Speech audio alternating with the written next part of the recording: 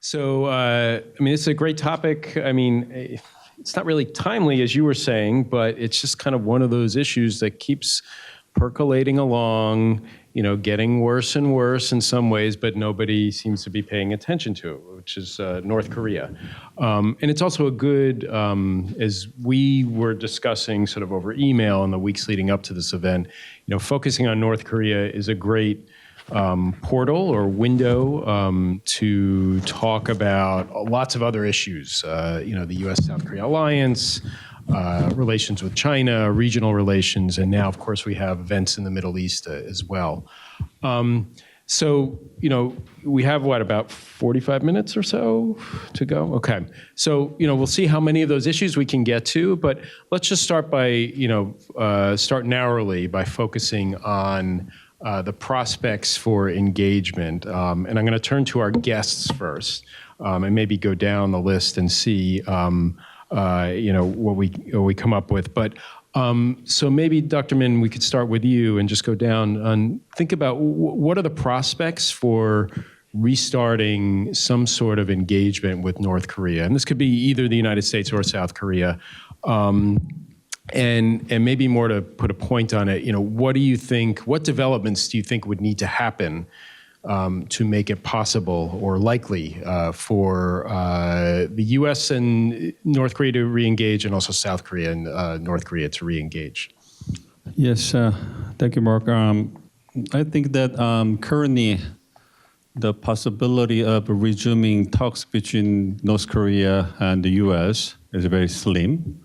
And earlier today, we had a meeting at the Korea Economic Institute of America, KEI, and I confirmed from the American friends and the experts that they also shared my thought about the very slim possibility that the two leaders would meet sooner or later. But my government, Lee Jae-myung government, is working hard to make some kind of the progress in terms of the two leaders meeting. When President Trump visits Beijing, possibly a month later. I'm not sure about it, but anyway. So my government wants the U.S. To lower the threshold for re-engagement because Kim Jong-un does not oppose the meeting again with President Trump, but he clearly mentioned that he would meet President Trump if the condition is met. So I believe that my government is working closely with the U.S. counterparts to find the better way of finding alternative for the better conditions that would draw the Kim Jong-un to come back to the negotiating table.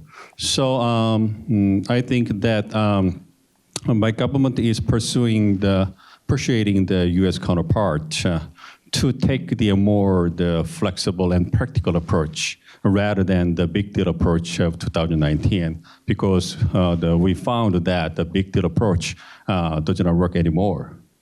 Because the North Korea has got much more advanced technologies and advancement in nuclear capabilities, and it also insists like the recognition of nuclear power, so something like that. So there would be no chance that North Korea will give up its nuclear weapons for whatever reason.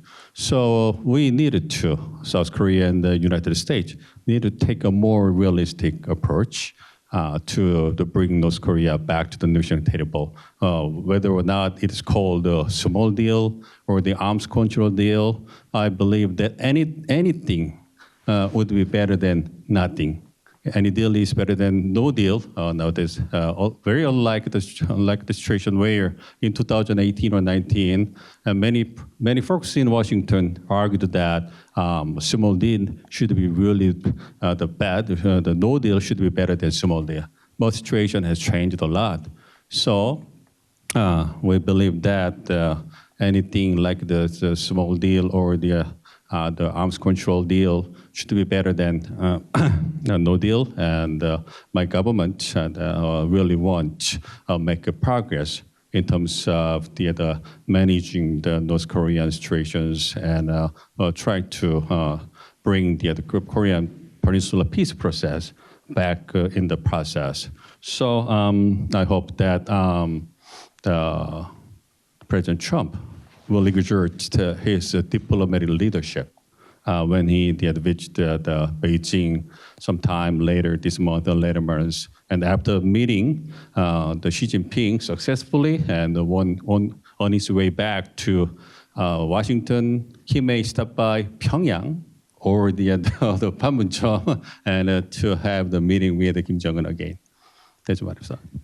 Dr. Jeong, what developments do you think would be necessary, or what would be the key developments that would be necessary to get North Korea to come back to dialogue? Okay, I totally agree with Dr. Min. So I want to add the small things that to begin the dialogue between U.S. and North Korea. First thing, we should lower the barrier of the dialogue, the beginning of the dialogue, so that they can think that the North Korea do not misunderstand the dialogue itself actually is a threat to their regime. And then second thing, we should not say about the denuclearization at the beginning of the dialogue. Sometimes I say that it's very similar with the relationship between the persons, that if they are not good relations, we should not we should not say that I want to marry you. Then they would not begin the meeting, but we just meet and exchange our mind and then wordings, and then we can have a chance to get married. Okay, sometimes. So that's very similar things. And then it is now. I want to say that it is obvious that the economic sanctions or the pressing the North Korea could not make any difference in North Korea in the Korean Peninsula. So can I just interrupt? So are you saying more sanctions is not the way to go, or are you saying that the U.S. should relax sanctions? I mean, the more sanctions. Okay. Yeah, so now we should take different options.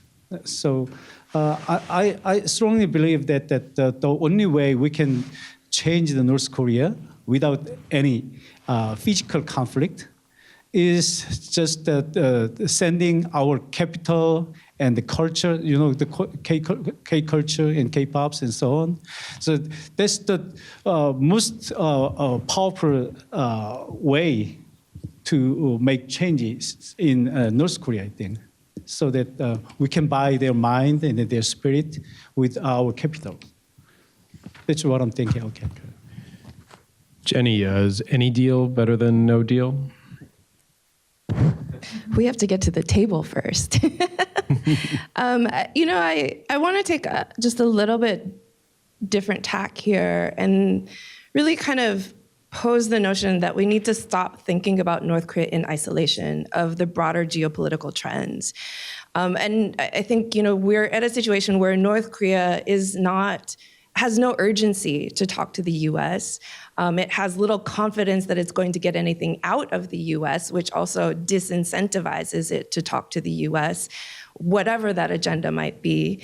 It's set a very high bar on what would bring it back to the table, and that is, of course, that the public and private messaging have to match and have to basically accept that it's a nuclear weapon state, its nuclear status.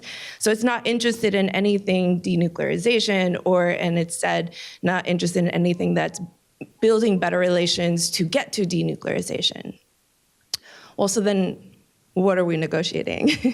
So I think, if we're thinking about it in an arms control fashion, the problem is right now is that, this is not an environment where arms control is a realistic conversation, given that the big powers are all prone towards use of force right now, and we've seen multiple examples of that just within the past several months. And on top of that, the U.S. is actively at war with some of North Korea's key partners. And especially in the Iranian case, North Korea has criticized the U.S. of actually not only of unlawful actions in starting the war, but also in interfering in internal affairs of Iran. That is not an opening for negotiations, and that is not the basis of being able to form a different relationship yet. So I think if we're thinking about what would bring North Korea back to the table, I think we need to be thinking broader than just North Korea. It's not just about, if we have the right incentive package, if we find the right language, but there has to be a broader security trend that goes on that does either create greater urgency for the international community to start talking about arms control, in order for one of the smallest and most insecure countries to be part of that conversation and part of that trend, rather than trying to go at North Korea in complete isolation of what else is going on in the world. And especially since the US is also pushing the allies to increase their defense budgets, increase their acquisitions, and increasing their deterrence, which is ultimately going to build up collective power against, again, a small, insecure country that we're technically still at war with. So what part of that is really an opening for negotiations?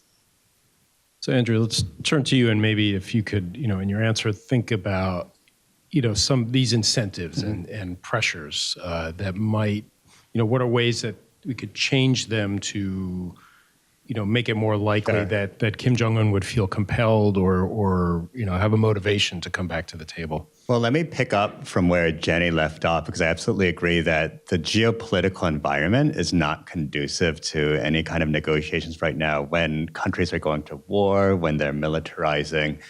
But there's a reason why people keep thinking just about U.S. and North Korea or a bilateral kind of negotiation. It's because it's this diplomacy is being personalized. Even this idea about Lee's pacemaker to Trump being the peacemaker. When the Korean Prime Minister was visiting D.C. a few days ago, he got to meet Trump, and it put North Korean Kim Jong-un front and center. I mean, Trump allegedly he brought out a photo of their meeting at Panmunjom in 2019. So Trump clearly thinks about Kim Jong-un, and he has fond memories. And I think that's why we keep looking to, we kind of forget about the structure, and it's sort of a different way of thinking about diplomacy. So going back to your original question about the prospects for a restart of US-DPRK diplomacy, I mean, I guess we wouldn't be here as Washington sort of think tankers if we weren't skeptical. So I am skeptical. But my answer is, I actually think the prospects are improving, because if you look at Trump's statement since 2024, he hasn't said a bad thing about Kim Jong-un once. In fact, he says, we get along well, I hope we can meet him. He really wants to meet him. And so on Kim Jong-un's side, of course, North Korea continues to spew anti-U.S. Rhetoric, but when it comes to Trump, he also hasn't maligned Trump in any personal way. And we've seen rhetorical shifts. In October, November, before the APEC summit, Kim said he didn't meet Trump, but he said that he would be open to meeting if they dropped denuclearization. And then recently, during the Ninth Workers' Party Congress, he said that there's no reason why we can't get along. So the door is open. So how do we get there? And I think that's really the million-dollar question of, I think if Trump gives up denuclearization, I think Kim would be willing to come out. In terms of what are his incentives, it's about legitimacy from the United States, about the possibility of normalizing relations with the United States, and it's about being recognized as a nuclear power. I think those are the goals of Kim Jong-un. But is there any kind of middle ground? I mean, that's, again, the question that we don't know. And what's, I mean, maybe turning a little bit to sort of what's going on inside North Korea. I mean, why? Okay, so I take it that Kim Jong-un probably wants those things, but why? What will they enable him to do? Well, we've seen why he wants nuclear weapons. I mean, look what's happening. No, but I'm to saying the Iran. legitimacy and recognition, like the status, the recognition. What because it's regime survival. It means that people would recognize him as, so domestically, of course, if the population sees that he's gaining respect from Russia and China and now even the United States, I mean, that would be huge accolades to Kim Jong-un. But then from an international perspective, I think the propensity to, or the probability of, being faced by some kind of regime change endeavor from outside, I think that will be reduced if you're beginning to recognize Kim Jong-un and the Kim family as the legitimate ruler. We haven't even talked about South Korea, though, and I think that's also another important dimension, because if Trump is going to meet Kim under the auspices that they're not going to talk about denuclearization anymore, where does that leave South Korea? So interestingly, even though President Lee is working very hard to try to get Trump and Kim get this diplomacy back on track, it's also a big gamble, I think, for South Korea, because what if Trump then says, well, I do want to meet Kim, and so and I think Trump just calls it as it is. He's already mentioned that North Korea is a nuclear power, so I think that's his headspace. It's already a country with nuclear weapons in his mind. But would he make the leap and just say, well, it doesn't really matter. They have nuclear weapons, so let's just take it as it is and move from there. That doesn't mean that they don't give up on denuclearization completely, but that's really not front and center for Trump. I think it's the rest of the U.S. government and kind of the policy makers, the bureaucracies that are then there to try to remind him that, well, it's still, they have nuclear weapons, they have capabilities to strike the U.S., blow up Seoul. We have to take those risks into consideration. Can I? Even though you didn't want to sit next to me because you were worried that I was going to call on you, now you're raising your hand. I want to go first. I just want to build on this of what would Kim Jong-un want? What would North Korea get out of it? And I do think there's a bit of be careful what you wish for here, of pushing, Trump to a negotiating table with Kim Jong-un under the mindset that Trump is in this second term is not the mindset it was in the first term, and does not necessarily adhere to the same kind of values and principles that would normally go into that negotiation. And I say this because, I think there's a plausible route back to negotiations if Kim Jong-un sees the ability to endorse this sort of two-state policy. So he's already, declared South Korea a separate sovereign country. He's declared himself, North Korea a permanent sovereign country. I think he does want to be seen as a more normal leader and a more legitimate leader. He's talked about defining borders in their constitution, which would be unnegotiated, and we don't know what those would look like. And I think there is a scenario where he might say in the next SPA session or in an upcoming SPA session, actually, they would say what the SPA is. The Supreme People's Assembly, basically their Congress, to pass a resolution that makes a constitutional revision that defines borders. And then if he comes to the table with Trump, then the ask would be the endorsement not only of the nuclear status, but of the borders and of what he sees as a route to a peace plan on the Korean Peninsula that works in North Korea's favor. But may not be acceptable by South Korea. And so, I think, because Trump has been, until recently, really sort of pushed as this peacemaker, and with Lee Jae-myung really pushing him forward also as being the pacemaker behind his peacemaker without really talking about what the South Korean version of peace looks like. I think that's a really dangerous gamble, and I think it's very high stakes there. So, is that really what we want to happen? And are we really prepared to have that conversation if it does? So, Dr. Min and Dr. Jeong, maybe you could jump in here on bringing the South Korean perspective on this, and in particular, concerns that President Trump might bypass South Korea. in talking with North Korea. And I will say, like, it seems to me that President Trump seems to have made a couple of shifts since the first term. In the first term, he was often very, very negative towards South Korea. And you know, after President Moon, you know, sort of set up the diplomacy with Kim Jong-un, then President Trump just almost went out of his way to try and push South Korea to the side.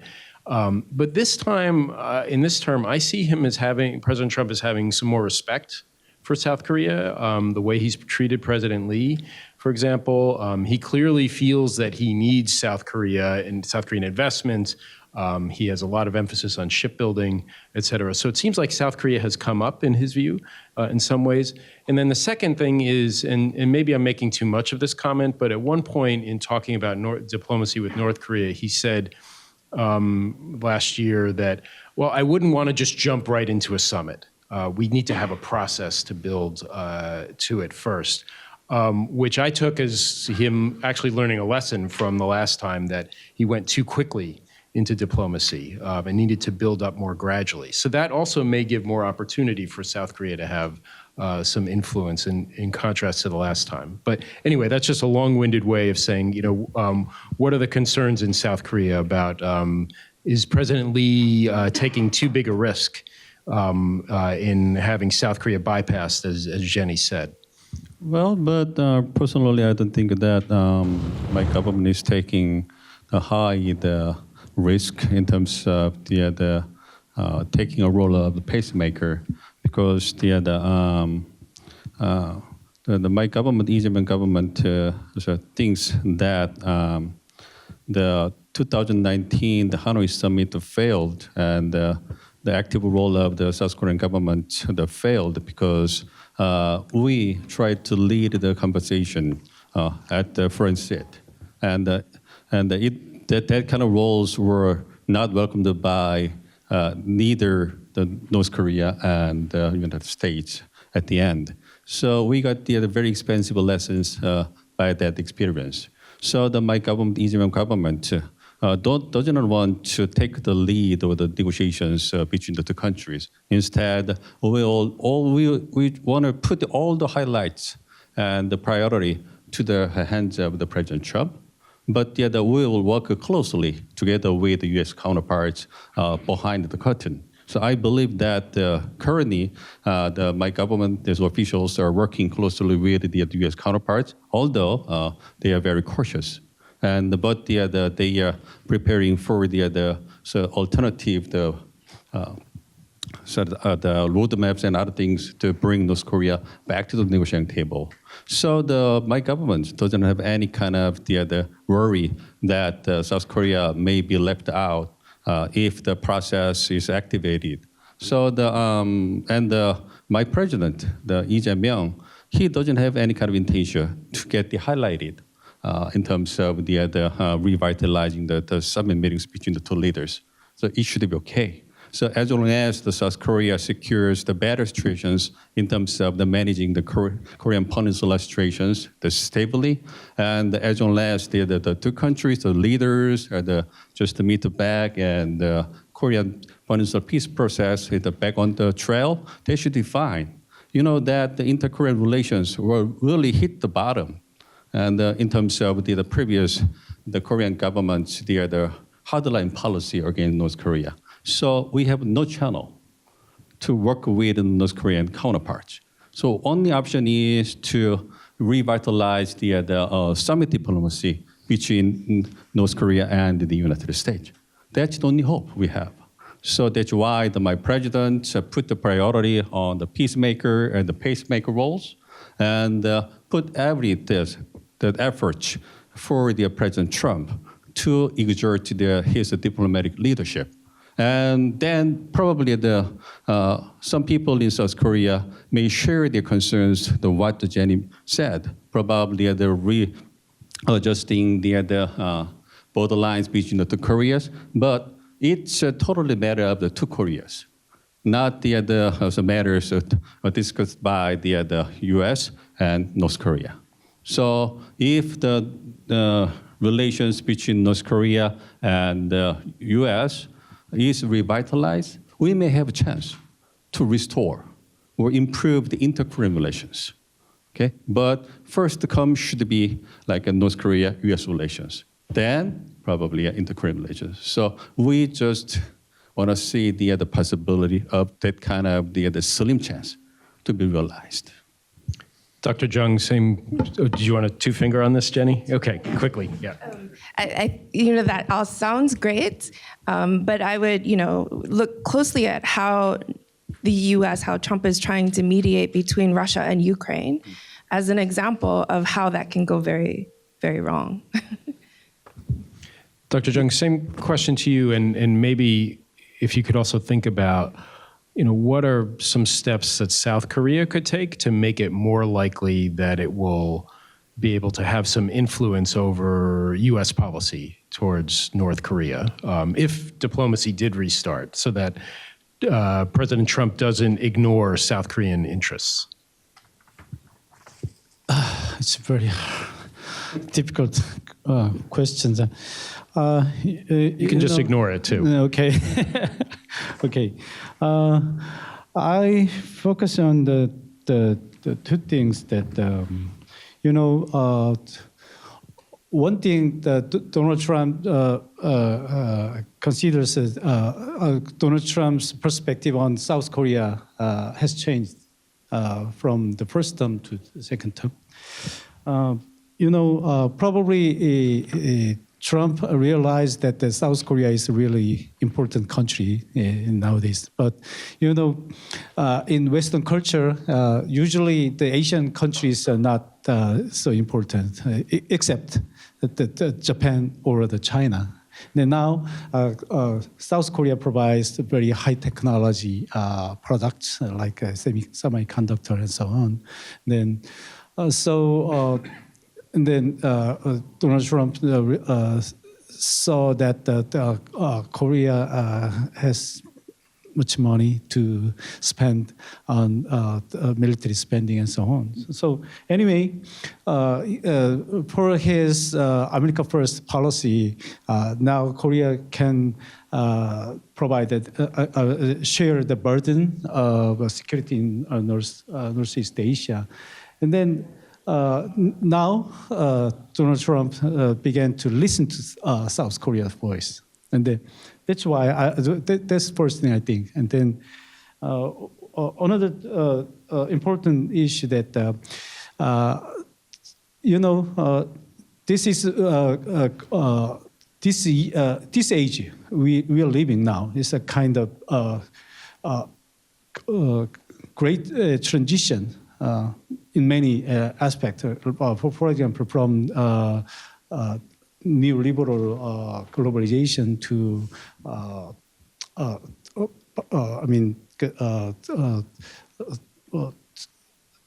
national interest driven diplomacy and so on. So anyway, the democracy is also under the crisis.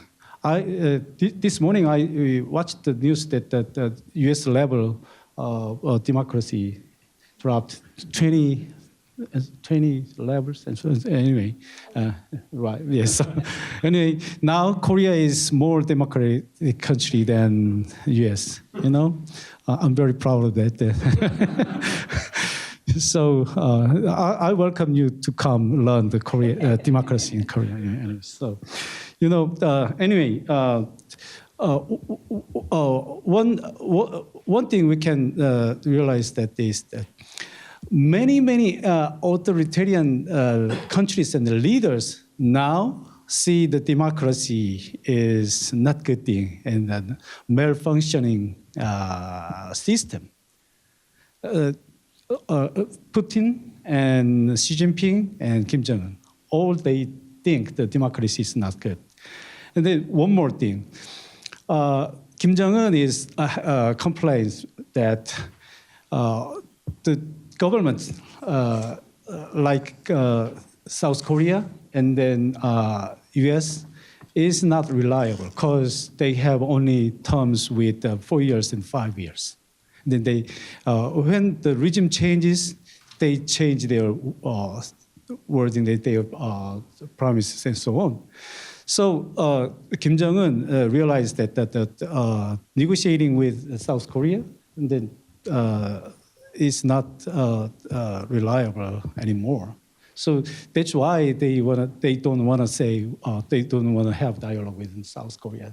And then one more thing, Kim Jong-un realized that now he has pretty good nuclear weapons and the missile systems, and so he doesn't need any more physical assets to protect his region. But now, anyway, even though he has a good missile and the nuclear weapons, he still needs a kind of endorsement from other countries, especially U.S. Ultimately, he needs the endorsement from the U.S. to secure his region in North Korea. So that's why he needs to have a dialogue with the U.S. So that's, and then we now, South Korea, and we know the fact that that's why we ask U.S. and then Donald Trump to initiate that dialogue, and then so that we can make a difference in the Korean Peninsula. Okay. But let's step back a little bit, at least broader geographically, and bring China into the picture here. North Korea and China for the last year or so have been gradually increasing, re-expanding their relations. Trade is back up to pre-pandemic levels. It looks like China is going to restart, the two countries are going to restart tourism into North Korea, which before the pandemic, there were hundreds of thousands of Chinese going into North Korea. So assuming that trend line continues, how much would that matter in terms of all this diplomacy? I mean, how much influence or ability to influence North Korea's behavior in terms of re-engaging would there be? Because there are all these hopes that, as has been said, that President Trump will go meet with Xi Jinping and then go to Pyongyang, for example. How much influence does China really have, do you think, over North Korea's behavior? Or is this just a constant dream, false dream that the U.S. has? And what are the levers there? Jenny, do you want to look like you're... Sure.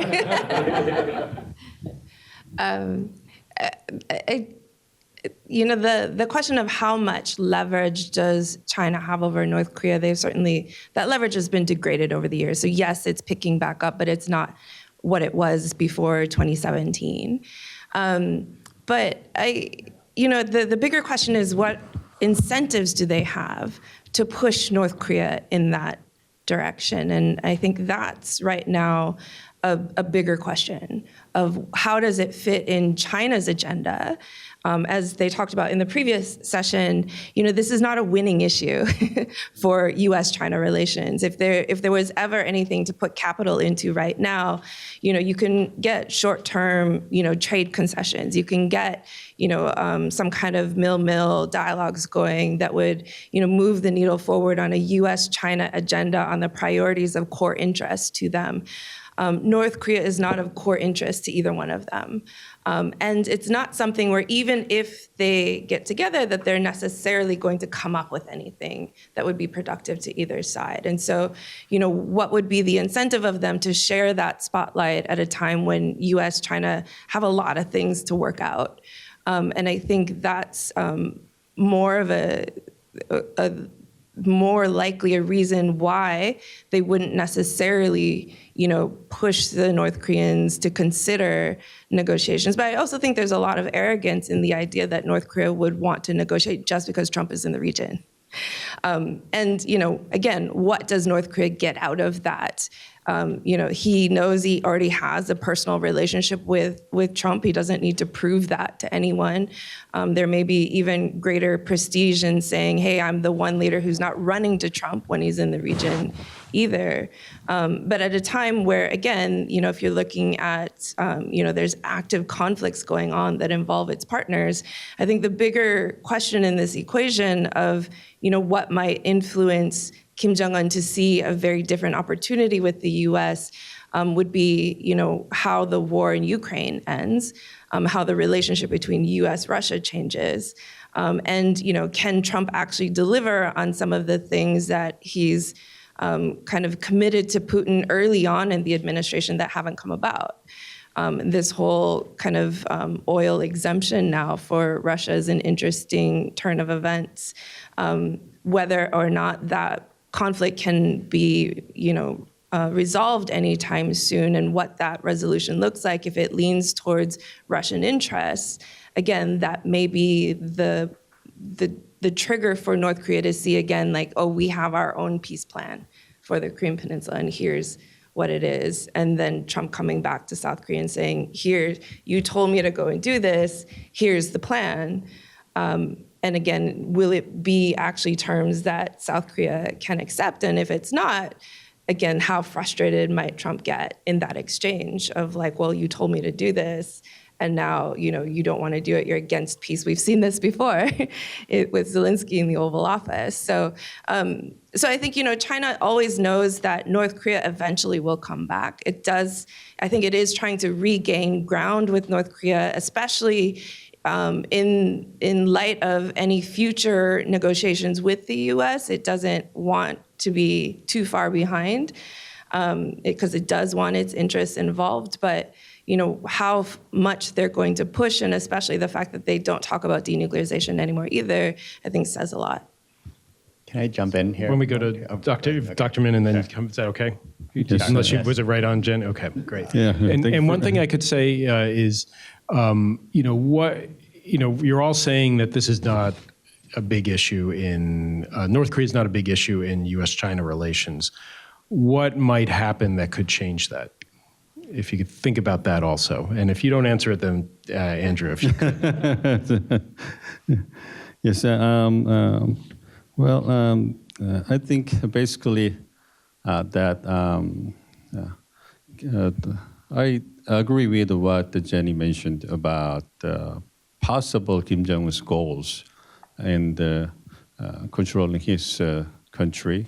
I also believe that he want to pursue kind of the normal state, establishing normal states based on the hostile two-state doctrine. So it means that currently North Korea is surviving, mainly in terms of the helps from Russia, but it should not be enough just to survive. So first, securing its economic stability, it first needed to restore its relations with China. I believe that's why the Kim Jong-un flew to used the train to go to Beijing the last August, and standing beside the Putin and the Xi Jinping, and try to show that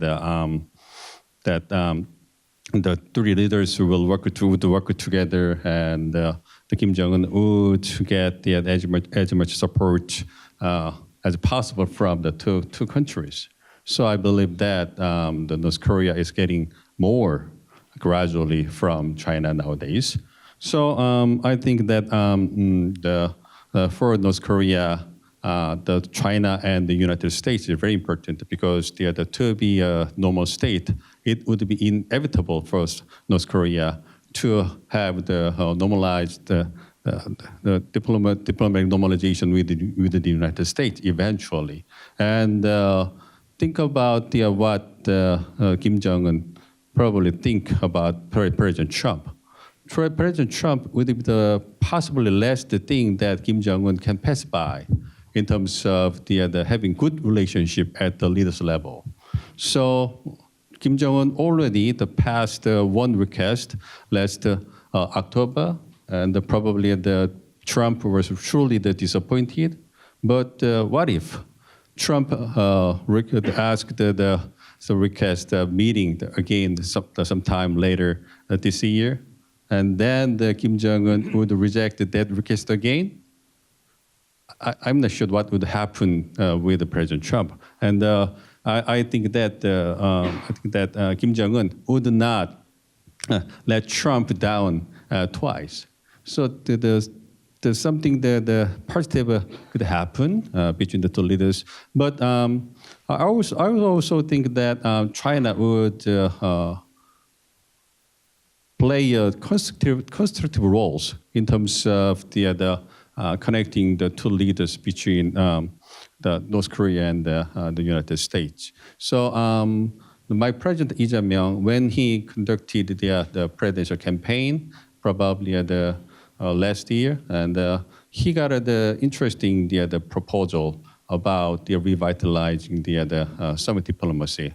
Under the Moon Jae-in government, the South Korean government pursued Hanbeom negotiations, like the negotiations among South Korea, North Korea, and the United States.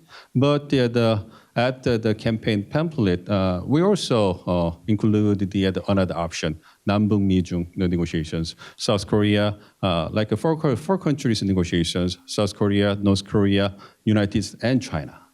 So it means that South Korea expects more active roles, constructive roles from China. But we don't think that China would let the Kim Jong-un just give up its own nuclear weapons. Chinese cannot do that. North Korea will not listen to what Chinese want. So the limited the roles by Chinese. But I believe that. But at the low level, and Chinese counterparts could make some kind of pressure toward the Kim Jong-un and North Korean counterparts, because for the economic stability, North Korea needed to consider what China wants. So I think that we make a good collaboration with the United States, and now my government has got the favorable relationship with China. So we will ask the China to deliver what we want in terms of improving inter-Korean relations, and what President Trump wants in terms of revitalizing the summit diplomacy between the two countries. Then Kim Jong-un may hear what his Chinese counterparts talk, and it may revitalize the negotiations between the two countries. So we may utilize the Hanbeom Jeong negotiations, and we may expect the more active roles from China. So that could be enhance the possibility of revitalizing the dialogue between the North Korea and China. So that's what my government wants from China in terms of revitalizing talks between North Korea and U.S. Andrew, before I turn to you, let me just say to the audience, after Andrew, we get your thoughts on this, and I'm going to turn to the audience for some questions. So be thinking about things you'd want to ask, either to the whole panel or to someone individually. So go ahead, Andrew. Well, the way this plays out is the Americans always think that the Chinese have much more leverage than they probably actually do to press North Korea, and the Chinese always say, no, we don't really have it. We can't really do all that much on North Korea, and we do know that North Korea tends to march to its own drumbeat. But I think in this case, I could see Xi Jinping actually, if the U.S. pushes or presses, and South Korea presses China to try to encourage Kim Jong-un to come to negotiating tables, that he might do it. And I think for two reasons. First is, I think in the process in the Trump-Kim meetings in 2018, 2019, I think China was boxed out in some ways. I don't think when South Korea and then President Moon Jae-in tried to link Trump and Kim together, there is no space for China at that point. I don't think China wants to be boxed out twice. The second has to do with stability. If we go back to 2022, 2023, this is when North Korea was launching a record number of missile tests. And that was the period when the US, Japan, Korea trilateral really ramped up. We had the Camp David summit. We saw the strengthening of alliances. That's something that really worries China. So North Korea is giving the US and its allies incentives to further militarize and strengthen their grip within Northeast Asia. And so China would probably prefer that not to happen. So So I could see them trying. China has always said too that they try to encourage the U.S. to come back to dialogue and talk. So if there's an opportunity to do that, I think China would take it. The question for China though is that when I meet Chinese scholars, they always say that we still care about denuclearization. That still is a goal. It doesn't seem like that because in public they never mention it. It's completely dropped out of their public discourse.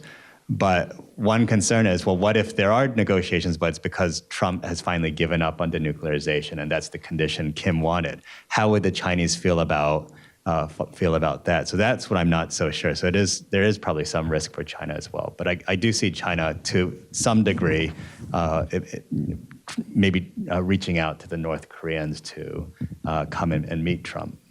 Can I add just a two-finger? Quickly. Very quick. I got a two-finger. I have a two-finger. I'll put you between the mob and me. I think there's one that North Korea is not really a big fan of multilateral talks.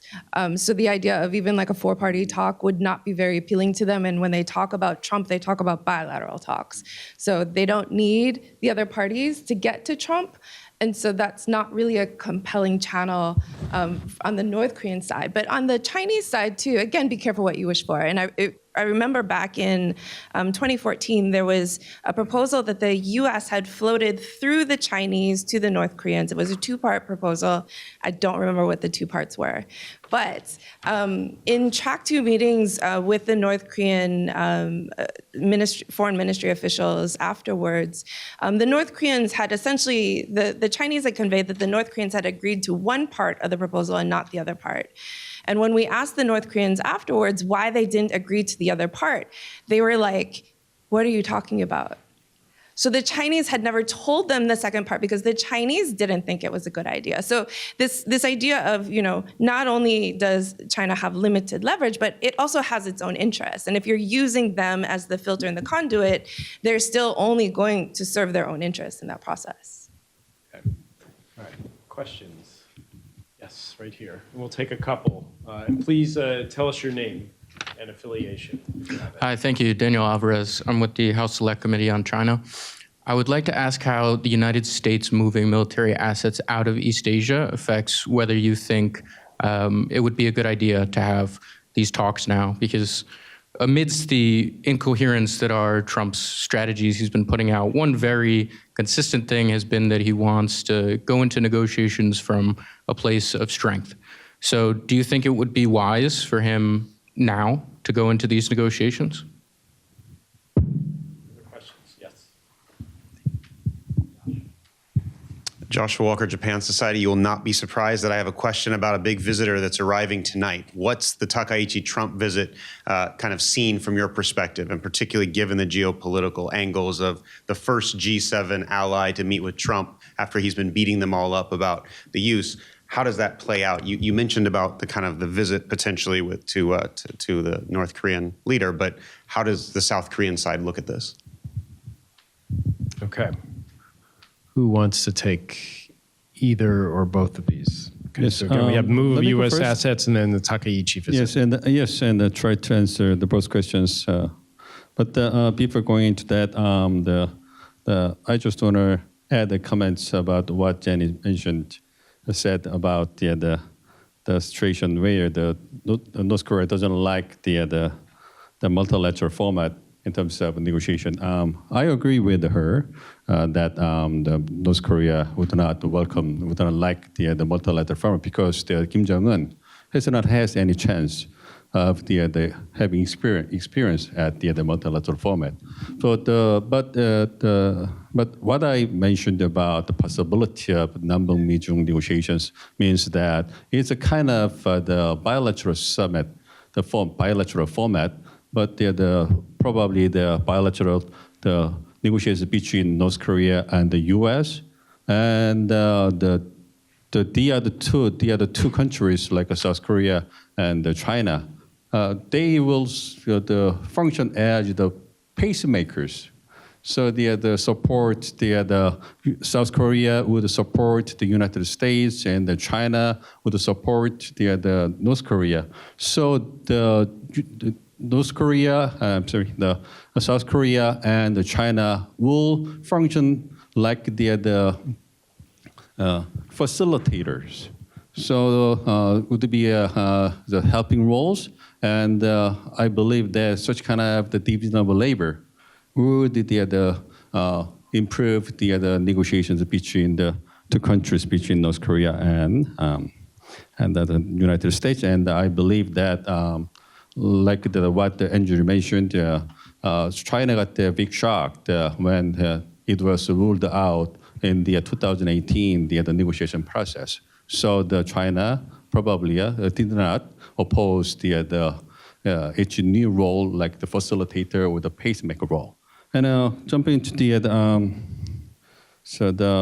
moving the strategic asset out of the Korean Peninsula, of course what my president mentioned about possibility of the moving the situation where the USFK was moving some of its DAD systems and the Patriot systems to the Middle East. He clearly mentioned that South Korea opposed that kind of a movement. But we also needed to respect what U.S. wants, because the U.S. is going through their very urgent situations. It's like a national crisis situation where it is conducting war in the Middle East. So we needed to respect what our ally wants, but it should be temporary. And we expect that those that deployed the military systems to come back to the Korean Peninsula after the situation would be resolved. And I believe that because according to the NSS and NDS released last year, the Korean Peninsula and the Indo-Pacific should be prioritized by the Trump administration and the United States in terms of its own national interests. So we expect that everything would be normal after the war. And for the last question of the Taka is visiting to the Washington tonight. I expect that it would be a big moment for her after winning the national elections. She wanna show her intention that the Taka government would strengthen its alliance with the United States and try to play more active roles in terms of enhancing the bilateral cooperation between the countries, although it's not clear whether Prime Minister Takaichi will declare that Japan will send the naval vessels to the Middle East, but I'm not sure. But anyway, Takaichi will give the pretty good president's gift to the President Trump through this visit, but we'll see what will happen. And South Korea will closely monitor what's going on in Washington. I want to Dr. Jeong? I want to add one thing about the relationship between North Korea and China. Actually, I confess that I had a very favorable position towards China for many years, but nowadays I realize that China has a different position from what I expected. For last 1 year, I visited China several times, and then I had a lot of chances to talk about their attitude, their position towards North Korea.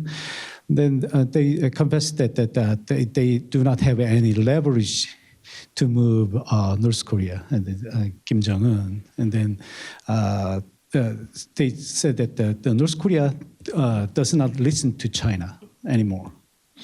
And then many North Korea experts in South Korea, and then many others in other countries that say that they all agree maybe that North Korea actually does not trust China.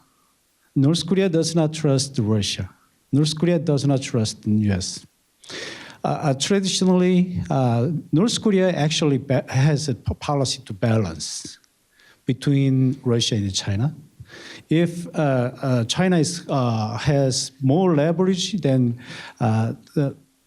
North Korea uses Russia to balance China, and then the vice versa. And then if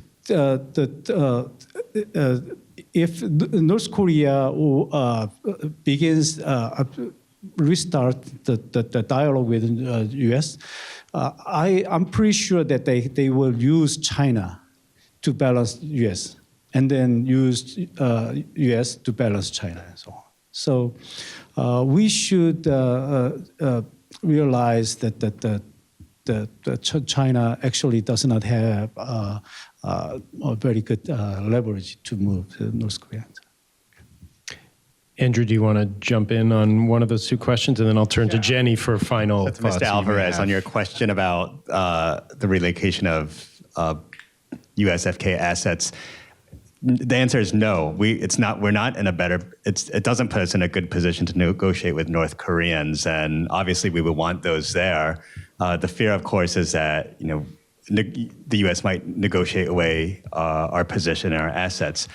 That being said, I think the Trump administration, if there is an opportunity to meet with Kim, they're going to do it anyway, regardless. So it may be a moot point, but if you were to ask me, the answer is no. You want to come as, the Trump administration might be contradicting itself, but yes, you want to negotiate from a position of strength. Would this be a position of strength? No, we would be in a weakened position. Jenny, any final thoughts, or you can pass? That's fine. I agree. Okay. Well, I think, are we running short of time? We got 3 minutes. 3 minutes. Okay. So I think we have time for one last question then. Yes.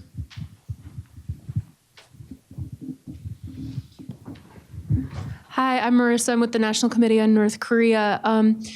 I'll be brief.